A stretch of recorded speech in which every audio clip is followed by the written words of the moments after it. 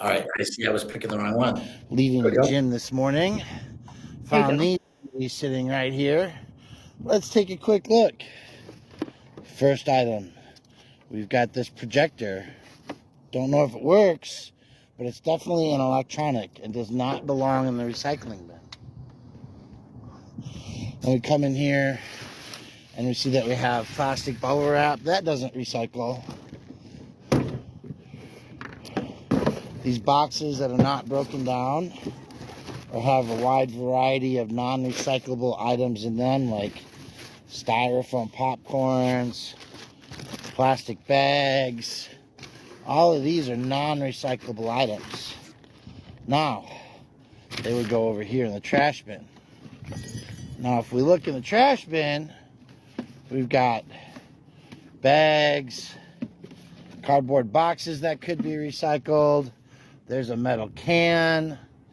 This is really just the reason that we as Americans are not doing it very well, right? We got these potted plants. Those aren't recyclable. They're reusable. We could definitely give this plant pot to somebody to grow another pot in it. These styrofoam bricks, they are recyclable, but they don't go in your single stream recycling in most cases.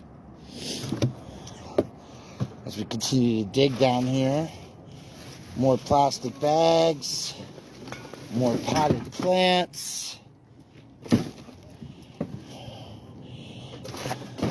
And oh look, there's a garbage bag. Even if your garbage bag may or may not be full of recycled items, the bag itself does not belong. And enough of that. That gives you just a good idea of what the continuous problem that we're all facing. If we're in the diversion industry, the biggest issue is teaching people to divert properly. So let's get on to the presentation that we've made for you today.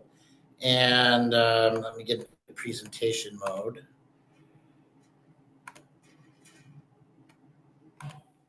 So again, my name is Brian Loma. The topic of our discussion today is achieving climate action through point source solutions in the retail food industry, the how and why of promoting effective diversion. As I said earlier, I own and operate Cut the Plastic. I'm under contract and in partnership with the GreenLatinos, funded by the Surfrider Foundation. I want to talk about the basics first of all.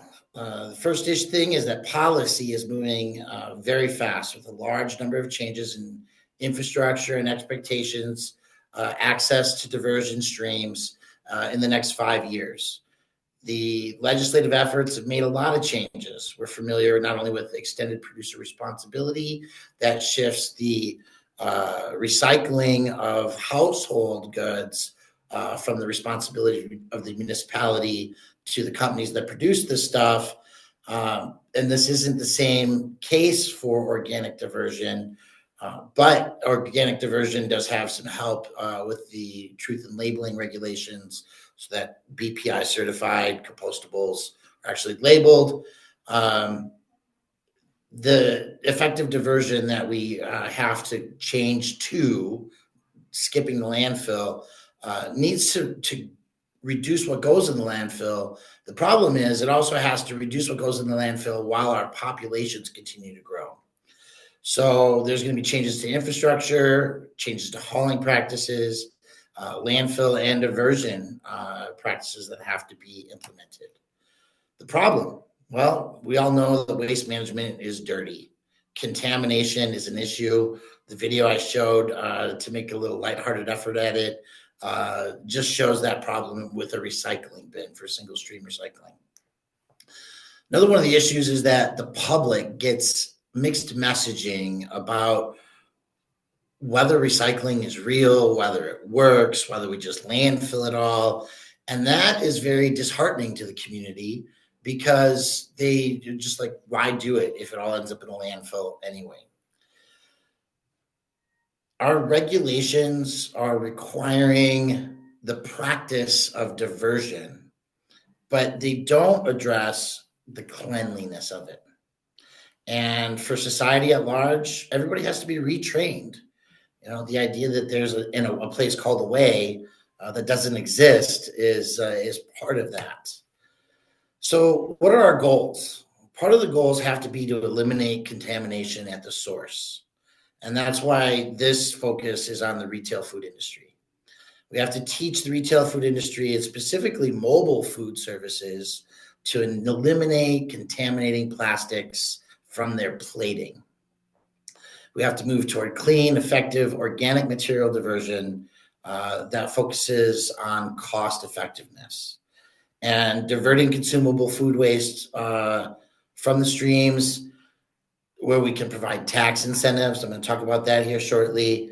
And to create certifications so that when we're going to those event spaces, the event organizers know what businesses are ready to provide clean diversion without contamination. Steps to this process, having dedicated diversion practices supports green teams at event spaces, intentional compost streams, and making sure that we're looking at the finished product for its beneficial uses. I was having conversations last night at the Women in Sustainability holiday gathering about not only how we're going to get it wrong for a while, but when we do it right, there can be an incentive to the funding that comes in from being able to put that clean, soil-ready compost back into the community. We also need to understand, especially when we're looking at municipal and new implementation of diversion, the types of diversion that exist and how they work. If most of us are familiar with A1 Organics, which was the first and the diversion entity in the state that really went big, was saying contamination is an issue and we can't have all these things in it because people aren't doing the separating. One of the reasons for that at A1 Organics, they do what we call a shred first process, where all the material that comes on site goes through giant shredders, and any plastic or non-organic contamination gets broken into smaller pieces, which make it harder to divert. There's other systems that will allow for that organic diversion to be turned into soil and then sifted, or pulling the overs or the large quantity items out. That's also going to capture items that haven't broken down in the compost pile, whether they're organic or inorganic, and then having to solve what to do with those contaminated overs versus having clean soil diversion. This requires another understanding, and that is that the piles have to be worked, right? If we're going to have clean soil that is usable for growing more food, we have to make sure that the practice of managing the diversion is hot compost. It has to reach the right temperatures. It has to have good blends of browns and greens in it, those kinds of things. And we have to plan. We have to understand that there is going to be contamination failure. Part of the process in working with restaurants to change, to get better, we have to understand that diverting organic material from the landfill to eliminate methane creation is a very important part of the process.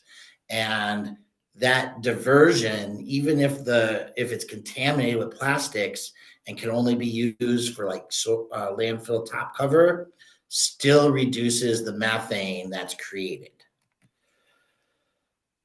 So what are the issues in composting? Again, we're facing the commingling of plastics, the processing of the compost, corporations that are also shifting.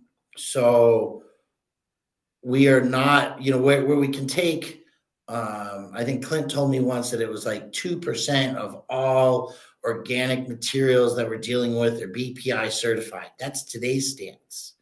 But in the last month, large corporations like Starbucks have expressed that Starbucks specifically, by 2030, is going to be having either 100% BPI certified or 100% recyclable with post-consumer content at 50%. And that's Starbucks goals by 2030.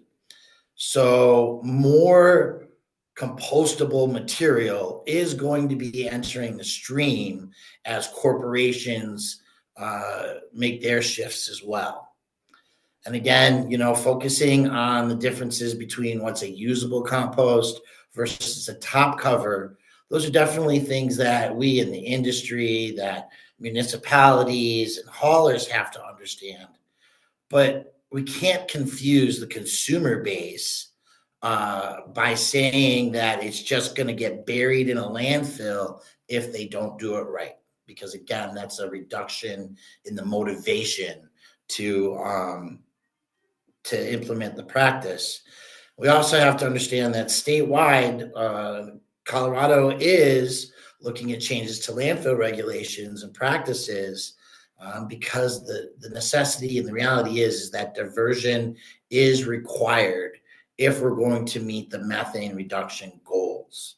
And so just taking dirty compost, dirty loads before they're turned into soil and burying them in the landfill is counterproductive. So come to the place where I want to introduce you to the course that we are actively training event organizers, brick and mortars, and those mobile food service providers, focusing here in the Denver metro region to start with. But we are planning for an excess of 20 of these courses in year 2025 that will be available at no cost. And again, being funded with the Surfrider Foundation. And the idea is to get the businesses to a place where they understand the how and why, and that we can get them to some point of certification.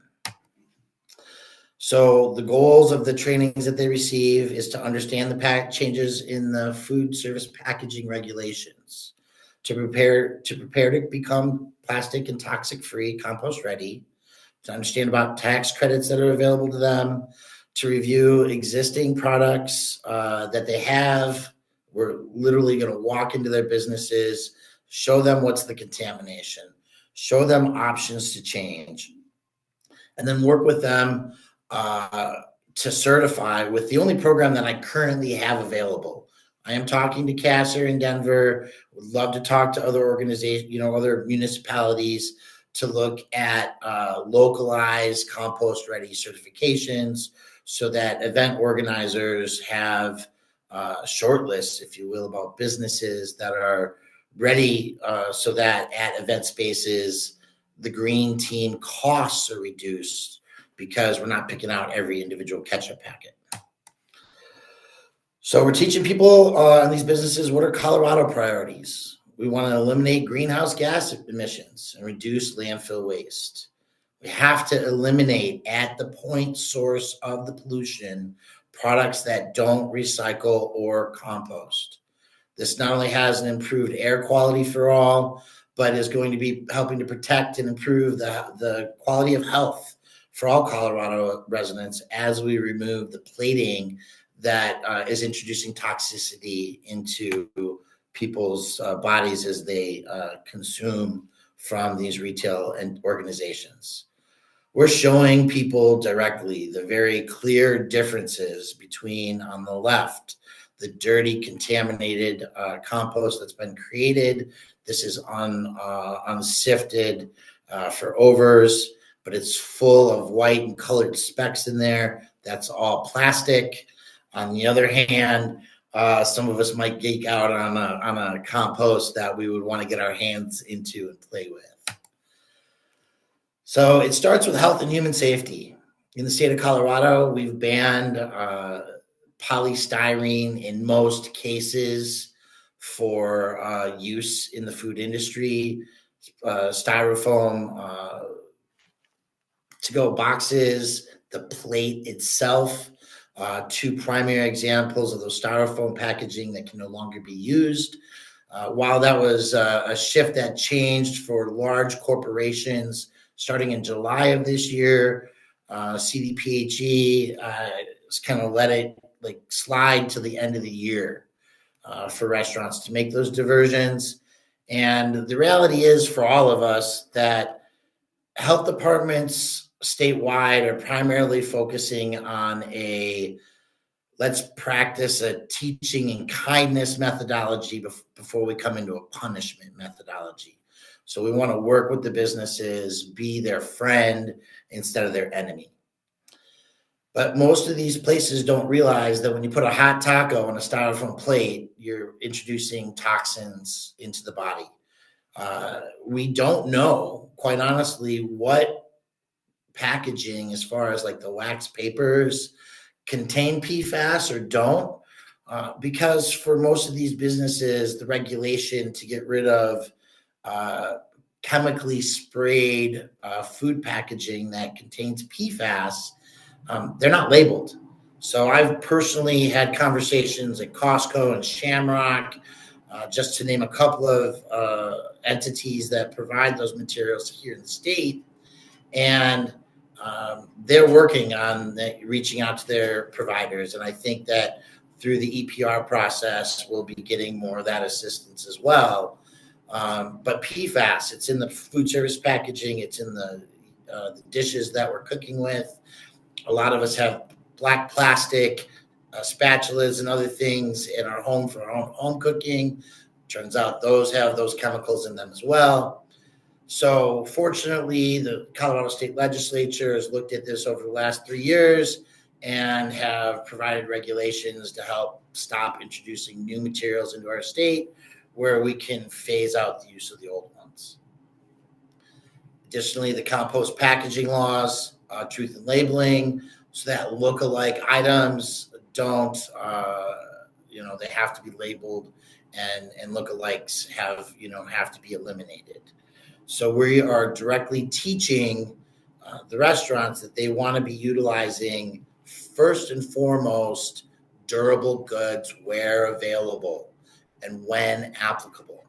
But the reason that I've focused highly on the mobile food services is we don't have dish trucks at festivals and events where people can drop their dishes off and have them washed and used over and over again. So that means in most cases that it's a plate that has got to be 100% dropped in the compost bin with zero thought to pulling things out that don't belong there. And that's the easiest, lowest common denominator methodology to ensure that diversion is cost effective because it's not contaminated and we're not spending excessive hours of labor on the green teams having to pick out each individual ramekin, each individual fork or plastic ketchup packet. That's labor intensive, that's cost intensive, and it will place a higher price burden to do business, not only in the event organizers, but they're going to transfer that over to the food trucks. So by converting and becoming certified, they're not only going to be able to be qualified to be at more of those events, but they're going to keep their own personal costs down. And then when we look at the laws and regulations that are happening in the state, many communities and many event spaces without the municipal regulations are requiring compost waste diversion as part of their climate responsibility. And if I didn't mention it before, I am the co-director of the Citizen Ballot Measure Waste No More Denver, a citizen ballot measure that was written back in 2020, got on the certified for the election in 2021, managed to qualify for the 2022 election, and then was voted upon. Because of the time it took to write that and lay that out, the written regulations actually were for 2023 for it to start. But because of all the complications in the world with education and phasing in and rollout, it's technically legal binding right now, but it's not being enforced as we work on training and building processes just like this course so that we're providing clean diversion streams. By the way, that ballot measure passed with 71% voter approval. An overwhelming majority of people who voted for it said, yeah, it's time for us to start doing the right thing. So for businesses that are these mobile food operations, we have to teach them to utilize BPI, compostable, certified, or ASDM. I can't remember the numbers on it. It's in one of these slides. But we're really focusing on teaching the industry to avoid bioplastics, false labeling, and eliminate the co-mingling. They have to rebuild their plating so that there's, again, zero contaminants. And I want to show you some fun pictures that we're utilizing as part of this education process directly from food trucks and compost bins and event spaces here in Denver County. First one, we have napkins, we have ketchup packets, we have black silverware wrapped in a single-use plastic. All of these are obvious contaminants. The middle picture from a compost bin where we have 100% BPI certified items like the brown paper clamshell mixed with single-use plastic ramekins that are circled here in the red and white checkered paper, which we don't know due to a lack of labeling whether that is PFAS contaminated or not. And then here's a Denver compost bin with a plastic trash bag mixed in with all the materials. This is from a home setting. Again, commingling is causing contamination, right? We have another wax paper. We don't know if it's sprayed. We have single-use plastic ramekins. In the middle picture, we have a recycling bin, no label about what items go in it. And just by quick look, you can see that the majority of the items at the top of the bin are not compostable. There's one aluminum can in the bottom right hand of the photo there. And then again, we have, it might be hard to see, but there's a plastic wrap in there or a bag. It looks like there's a banana inside of it. There's a beverage container with a plastic straw and a plastic lid in a green compost bag. So again, all examples of contamination. Now, I want to pause for a second on this piece right here, actually, before I go too far. I've had conversations with many groups as we were preparing this course, and one of the commentary I received was, Brian, not all single-use plastics, not all polystyrenes are banned. The point of this presentation for the restaurant, for the industry, is not one piece. So we have to understand that while the laws might not ban everything, the practices to make effective clean diversion have to ban everything that is not compostable or biodegradable or an easily, obviously recyclable item like an aluminum can. We're teaching them again about the changes to diversion and composting to eliminate materials from the landfill because it's the fastest way to reduce methane emissions. We know that within three and a half years of organic material being inserted into the landfill, 50% of that material has broken down and is emitting methane emissions. So we're trying to wrap the individual business's mind around the fact that while the population grows, we have to eliminate the quantity of materials that go to the landfill, reducing the trash by effective and clean diversion practices. And for that food truck, it requires a reinventing of their food service. All their sauces have to be put into pumps or squeeze bottles. No single-use plastics can be utilized. There's going to be a financial advantage for the business because instead of paying hourly labor to fill hundreds of ramekins to buy the single-use plastics, they can reuse squeeze bottles or pumps over and over again. There are financial advantages to buying large, bulky containers, ketchup pumps, mustard pumps, instead of individual packets financially. On the purchasing end as well as the labor end, there are advantages to this. And we have to remove the confusion from the consumer. So it's the business's responsibility to have a package that when the consumer is at a festival or an event and they're participating in whatever activities they're doing, their only thing that they're going to think about is dropping that food plating in one bin, unless somebody's standing there. Most of these event spaces have found that the cost intensiveness of having somebody stand at the bins, it's cheaper to do the back of the house sorts.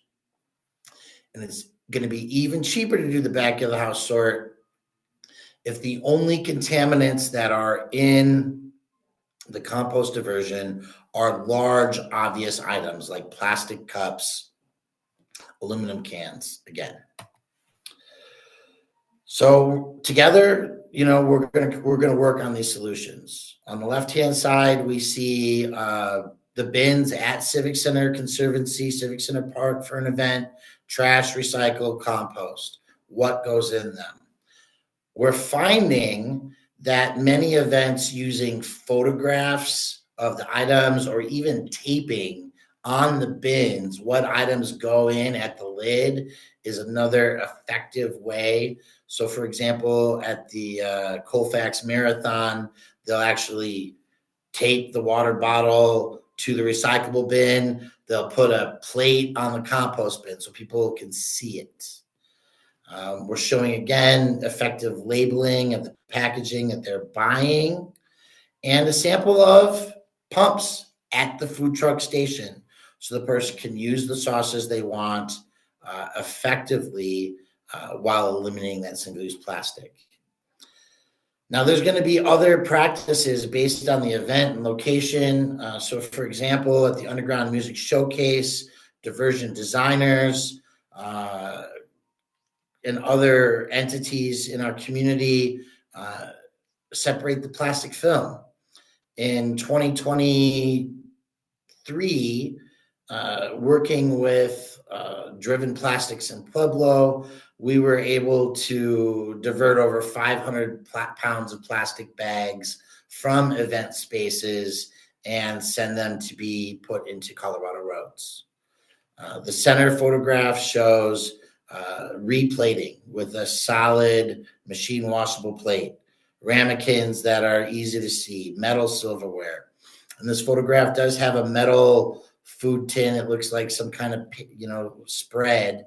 But at the food service end of things, that is an item that is easily pulled off the plate while the leftover organics are diverted and the machine washables are.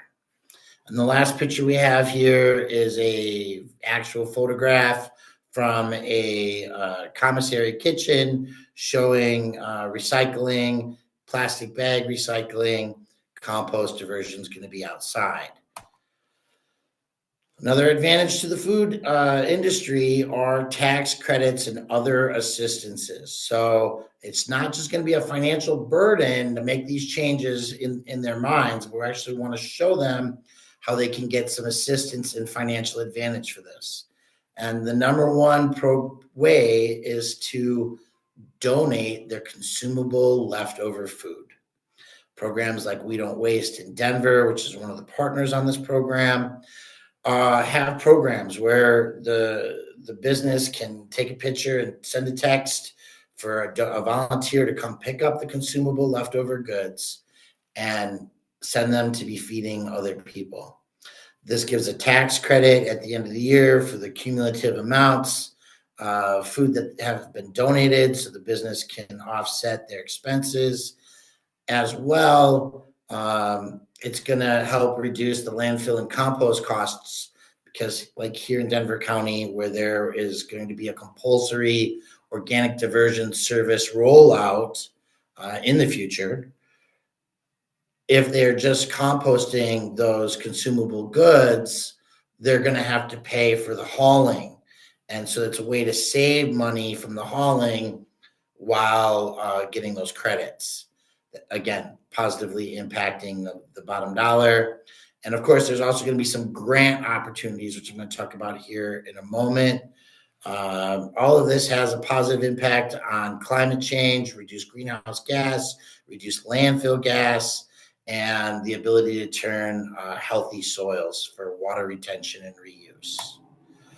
The program with We Don't Waste is one that I won't go into details too heavily here with, but the 3 basic steps: you schedule a time for pickup, volunteers come and pick it up, they deliver it, and regulations like the Good Samaritan Food Donation Act ensure that as long as the food is properly stored and given with good intent, meaning we're not handing over infested food, stuff that's been sitting out that didn't get chilled or stored properly, there's a release of the liability on the donor so that they're encouraged to not have, be worried about their liabilities for donating healthy food, but the next person doesn't process it properly.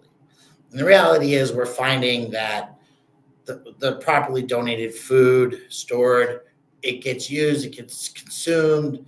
There's really a minimum of issues. There are grant programs like Reuse Denver initiatives. In 2024, the city of Denver helped 27 retail food establishments switch to reusable serviceware for on-site dining. Participants got grants up to $600 they could use for silverware, plating, cutlery. I understand this could also be looked at for dishwashers. And this was funded through the 10-cent bag fee. Kasser is anticipating a relaunch of this program in 2025. And there's another program that I didn't get to add a slide in here for that comes from the Denver Regional Council of Governments. It's called Engines Off. And the program is specifically working with mobile food trucks, mobile food service licenses on the Front Range to provide battery funding, right? Assistance to get set up for electrification, to operate their vehicles. It's 80% of the cost, up to $20,000. One of the caveats to this program is they must destroy the generator, showing that it went to a scrapyard for recycling, so that the emissions, which I think in an 8-hour shift, it's equivalent to burning 83 pounds of coal per food truck. And I really am upset that I didn't get that slide in here because I had some cool ideas with that. But the advantages to this are direct: an elimination of air and noise pollution at festival and event spaces. In 2018, I worked with Civic Center Eats and the Civic Center Conservancy, Majestic Productions, and a few others, where we electrified and did 3-stream diversion as a pilot project for 1 week at the end of the Civic Center Eats session. And the sound difference was significant. People were excited to see the diversion practices and to get to understand how to do them and participate. So it's not a matter of people's willingness as much as it is, again, that the food truck is introducing unnecessary point source pollution that contaminates the diversion efforts, making them feel unsuccessful for those of us who are in the industry. Certification, the goal should be, especially for municipalities, to have a certification so that when event hosts are looking for the vendors to work with, they know these businesses are ready with zero contamination being introduced. And there are organizations that we're working with right now, event spaces that are considering making it a requirement that to do business at their sites, they go through our program and get certified, and have that hands-on training, so that all the things I've talked about, the lack of contamination, the reduced costs, and the service haulers, right? When we made all these regulations to create diversion, again, I'm going to repeat, we didn't require that the diversion be clean. So we have to create that urgency and that need. So not only are we going to do this course, but we're then going to go one-on-one to the businesses individually and walk them through the processes, assisting them. The reason we're going to assist them is businesses already have a lot of time on their hand, a lot of time, responsibilities that consume them in their business, and having that extra time to figure out how to do it individually on their own doesn't make sense. Bringing an expert in to walk them through it eases the process. And part of that is in those regulations that I keep mentioning, even though we banned the use of styrofoam, expanded polystyrene in the food industry, we didn't ban the sale of it. So when you go to Costco, when you go to Shamrock and these other suppliers that have brick and mortars or online, you can still buy it. A lot of food trucks in Denver will still be, they can still go to the Family Dollar and buy styrofoam plates because the Family Dollar is not telling them they can't use them. So that's why certification programs are so important. And this is a brief introduction to the Surfrider Foundation Ocean Friendly Restaurant Program. The program certifies and recognizes restaurants that are committed to cutting out wasteful single-use plastic, offers a straight, simple framework to help them make sustainable choices. This brings like-minded businesses together, not only on the Surfrider Foundation website, but they get stickers or other, advertising opportunities to show for the consumers that are looking at their food trucks or at their options, that this is a sustainable business that I want to do business with. Mandatory criteria are pretty easy. Only reusable foodware for on-site, no expanded polystyrene, which is already part of the regulations. This currently says paper straws only upon request, but we have come to understand that many paper straws have PFAS sprays on them. And so either eliminating the PFAS from the paper straw or going to reusable straws upon request is a change I believe they're working on. No beverages sold in single-use plastic bottles. And if you are all following what's going on in Colorado, we already know that this no beverages sold in plastic bottles work because the mountain towns and the ski resorts are doing these diversions. I don't remember exactly which entity it was, but 2 weeks ago on the news, I think it was Breckenridge maybe, a pilot program eliminated 80,000 single-use plastic bottles in its first round of effort. And so they've expanded that. And many of these private resort entities are going to no single-use plastics and no beverage containers of plastics, no plastic bags for takeout, properly recycling plastics practices, and then the single-use straws, condiments, and all that available only upon request. And that, again, here in Denver County, aligns with the regulations that are already in place. Then there's going to be some optional things they got to pick. Diverting compost diversion in the back of the house being one of them. Single-use or bio-based plastic containers, another one of them.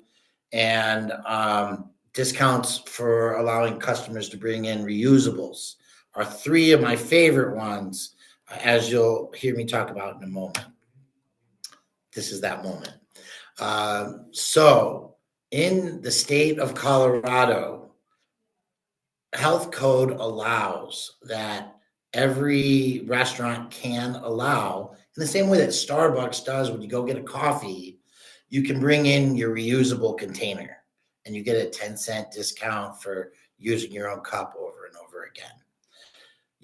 There are many businesses that have signs out that are like, if you plan on taking your food home, bring your own containers for leftovers, right? So for brick and mortars, we know that the number one climate solution and financial solution, as we expect this CASA report on their reusable program is going to show, is that in-house machine washables are the financial advantage.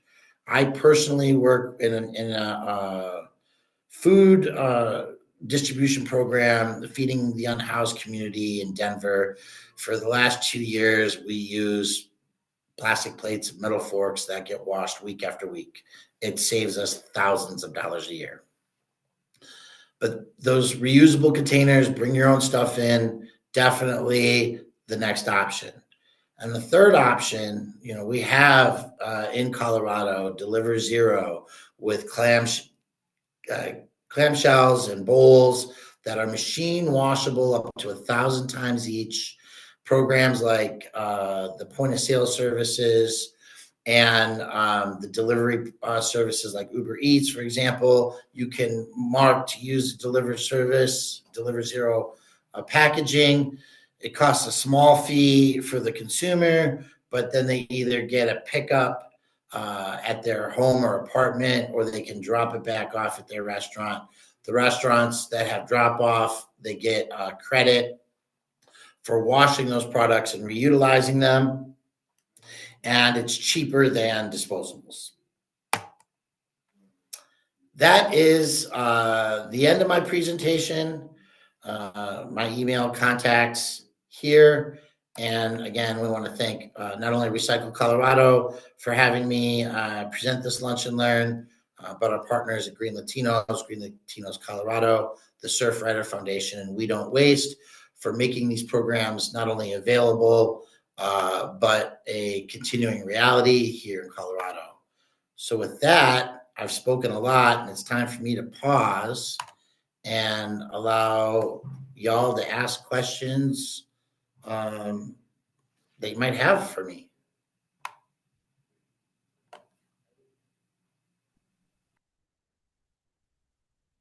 Thank you so much, Brian. And if anyone has a question, go ahead and raise your hand. And I see Michelle has one, so go ahead. Well, Brian, first I want to thank you. This is amazing. We've needed this kind of program or free training for years. So thank you so much for putting it together with boots on the ground data to show the value of these reusable programs. My question is, how or what is the effort to organize some type of eco leader network, the volunteers? What do you have in mind, and what do you see? How do you see that unfold?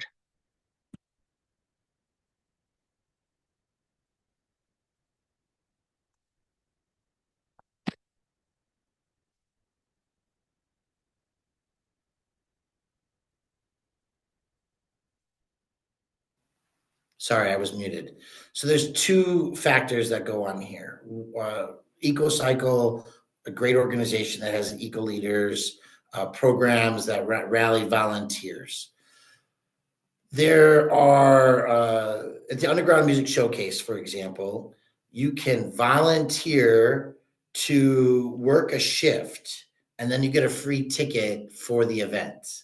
And what they do is they have your credit card number. So if you get your free ticket and your day's on Sunday and you don't show up for Sunday, you get billed, right?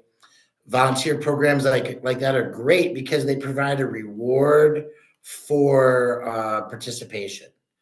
Lots of events, however, have a hard time recruiting volunteers to meet their event needs, and adding a green team makes it a little bit more difficult.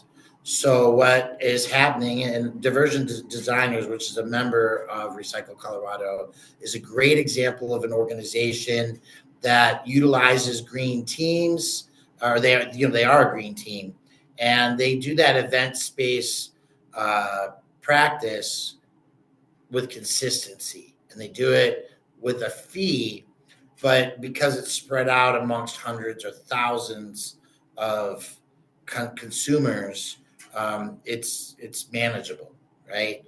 The difficulty for lots of NGOs and event organizers is maybe they have one event a year, and becoming an expert is the same difficulty as each individual business becoming an expert. So we want to make sure that the experts are out there and that they're utilized. I think that's the answer I have for that. Does that answer your question, Michelle? Yeah, I thought that was very poignant, and I totally agree that we can't survive on the volunteer model alone, and recognizing that these should be paid jobs, not volunteer jobs. So through organizations like diversion designers, through scraps that pay people, we finally brought the social justice piece to the waste sorting operations. So thank you. Yeah, absolutely. And I want to add one more caveat to that. We want to have dignity in that job. And so it's a lot more dignified when we're pulling out aluminum cans and plastic R cups than when we are pulling out in each individual ketchup packet. And so that's part of that lesson that we're providing. Additionally, I was just looking, Allie, I don't know if there's any other questions by hand, but I do see a question in here about Deliver Zero. And I heard something about this as well, but my understanding is that R Cup is acquiring the process, the materials, whatever it is. There's been a merger in that setting somewhere.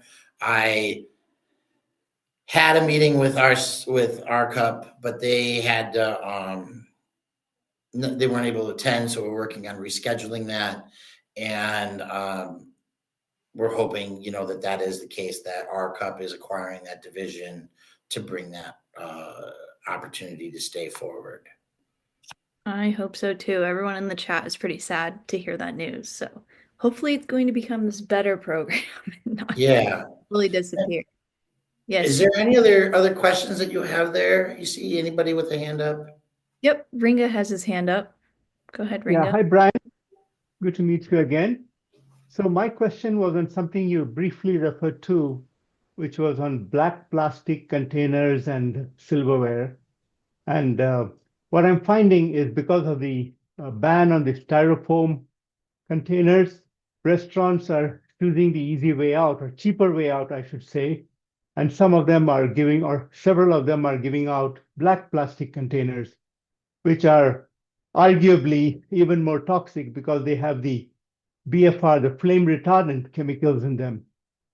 So I was wondering if the state is planning to ban black plastic, because it's like out of the frying pan into the fire kind of thing.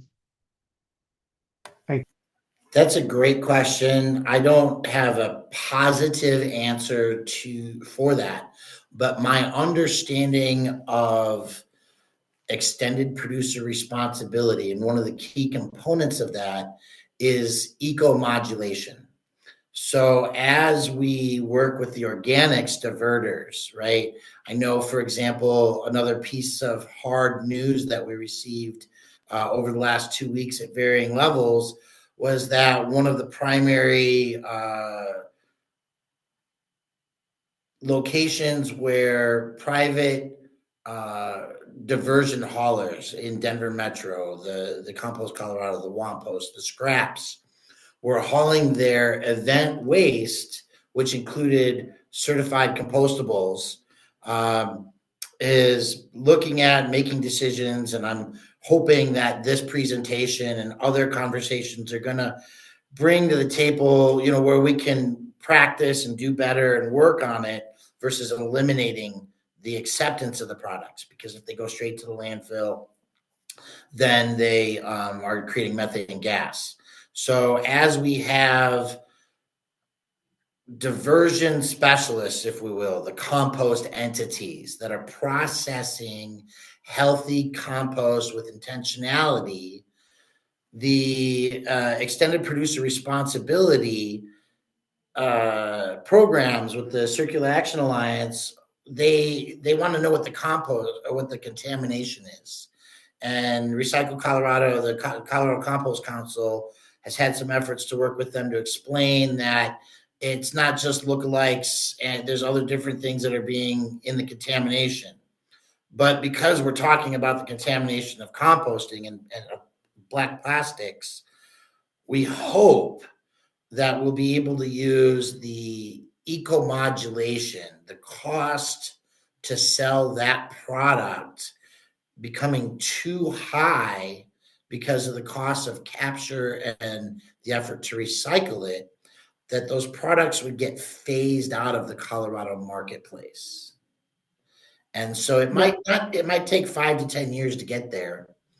And in the meantime, we know that those black plastics are hard to recycle and all that, but we also are very blessed in the state of Colorado to have Direct Polymers, a company here in Denver that is focused on expanding and exploding in taking hard to recycle materials, creating milk run capture of those hard to recycle items so they can go place to place or have mixed load shipments sent to them where they can then put those hard to recycle plastics to beneficial use.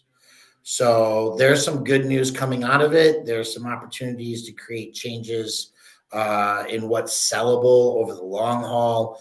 And again, we're utilizing this type of coursework to teach those businesses what materials can be recycled, what can't, and how to make intelligent purchasing decisions. You know, we can't force the hand, but we can guide it.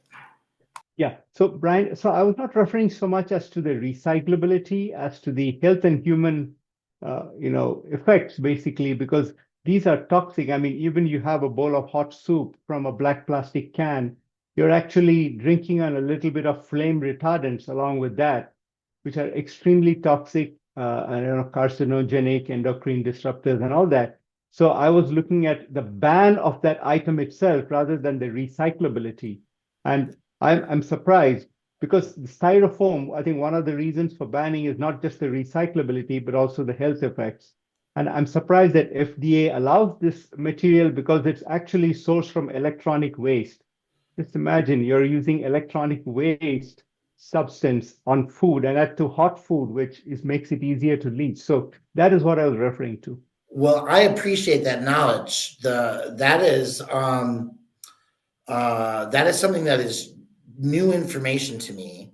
And what I would say is that I would love to connect with you offline. Sure. Let's schedule some time because Recycle Colorado as an organization is one of those entities that has a policy council. I think it meets in about 35 minutes today. And while that topic wasn't one that we looked at for the 2025 legislation session, I think it's something that we should bring up for the 26 legislation. It's really at this state in the game too late this year, even for my organization, GreenLatinos, to try to take that on singularly. We have to have more lead time.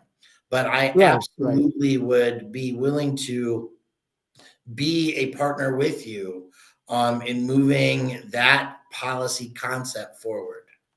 Okay. Yeah, I just posted a link in the chat about an article, and this has been in many, many publications. There was a recent study done by an institution about black plastic, and it's been going for several years, but they have found this in not only black plastic utensils, but also toys and other things. So, yeah, so this is really a big emerging concern. It is, and I appreciate it. And I definitely, let's follow up on this. I want to make sure that we have time to get to at least sure. Yeah, thank you. One more question. And I see that Neil from Republic put one in the chat, and some people have answered. What are the obstacles to asking events and all food trucks to use reusable materials. And it's, for me, in my experience, we've actually started looking at this.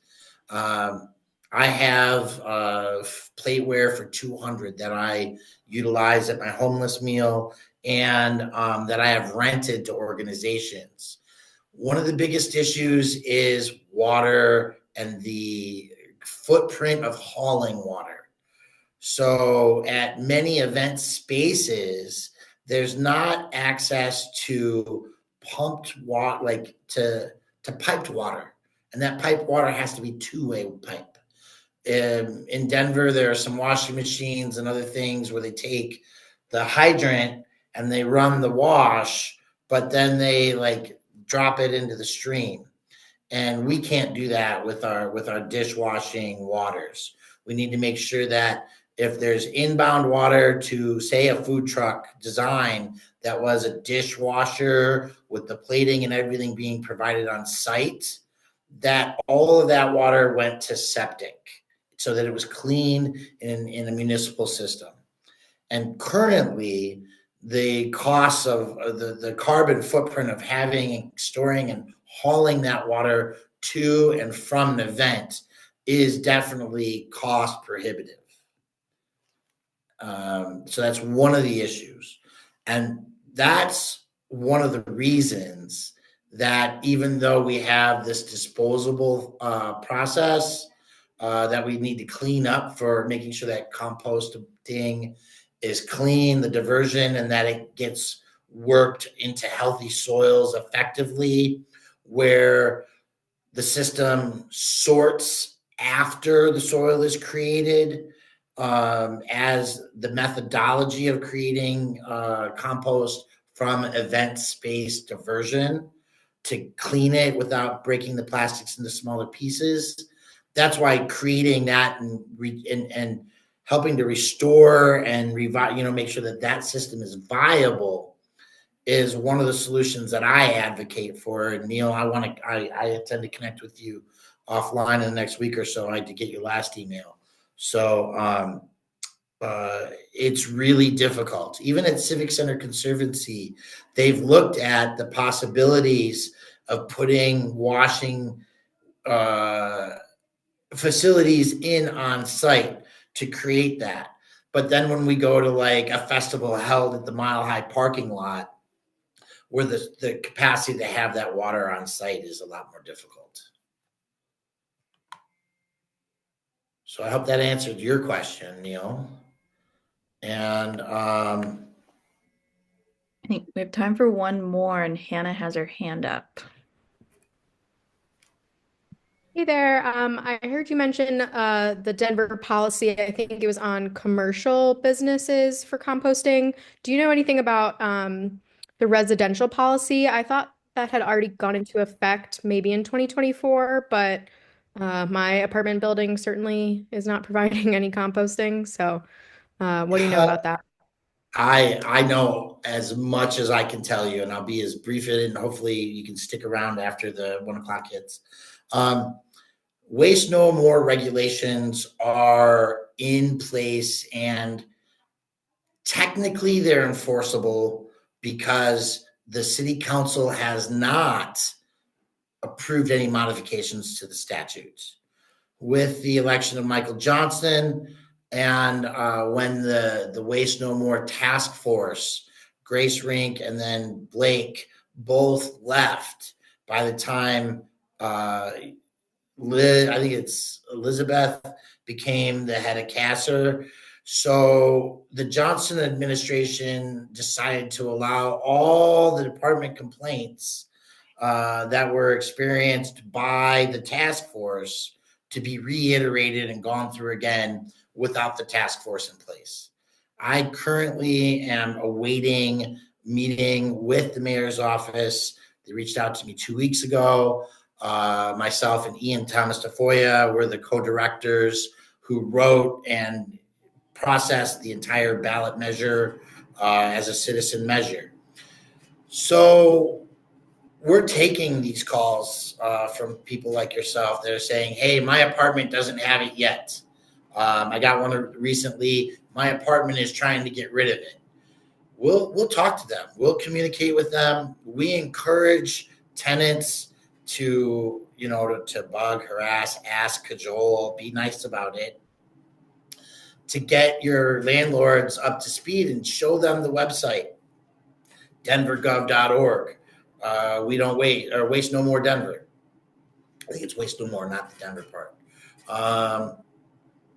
We encourage them to reach out to us and to explain to them that the process isn't in its penalty phases yet, but we want to encourage, and we have classes to teach so that it can be done and implemented, and that it can be done cleanly. Unfortunately, it's in the mayor's hands right now, and by building courses like this, we're addressing the issues of contamination, creating teachable modules to reach people, and to solve the problems, because the residents are going to be point of source polluters. Just like we saw in the video at the beginning with the recycling, we have to really train it well. And so that's part of the reason that the delay has happened. And I won't say this as maybe the best practice, but there are definitely options for people like yourself, Hannah, who want to have composting in their apartment building, to start getting the companies to show up to their property, right? You can hire Wampost or Compost Colorado or Scraps to come to you, or to provide you access to their drop-off bins.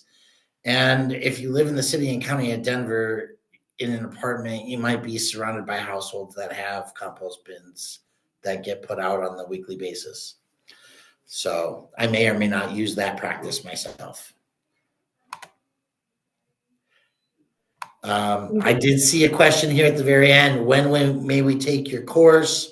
I think the easiest way to answer that question is that if we can have Allie send me everybody, I can put an email together and send everybody the link to the course. The next class that I'm teaching is Thursday night next week, 5:30. Then there's going to be one Tuesday at 10 a.m. after that. So it's like the 12th and the 16th, I think it is, the next two classes. And then we're going to begin scheduling them for the next year. We have bilingual flyers. I'm working on Vietnamese translation actively right now. And so we encourage everybody to be able to attend these classes, whether you're a business, an interested customer, or a government entity that wants to, get involved and get to know more. Perfect. Thank you so much, Brian. This is awesome. And we will be sure to get the word out on this. Well, I appreciate all of you, and thanks to Recycle Colorado for allowing me the opportunity to present this. I really hope that this just continues to ripple out into our communities, so that we all are creating that shift in the social understanding of our responsibility, so that our culture changes. For sure. Thank you, Brian. You've come a long way. Oh my goodness. I'm so glad that we have you involved with us. I appreciate that too. And again, I just thank everybody for being here and taking the time to hear this today. Of course. All right. Be sure to share this out once I post it on socials, and I'll put it in the newsletter too. So we will get the word out and get people shifting their mindsets. Be awesome. Excellent. And then for those who attended, Allie, I'd love to send everybody an email Sure. with links and flyers and whatnot. Yeah. Feel free to send it to me and I will pass it on. But otherwise, Okay. happy holidays. Thank you. Thanks, guys.